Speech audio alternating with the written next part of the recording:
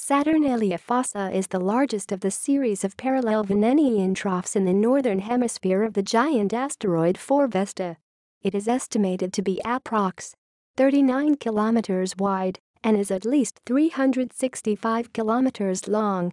As of early 2012, one end disappeared in shadow and its total length was thus unknown.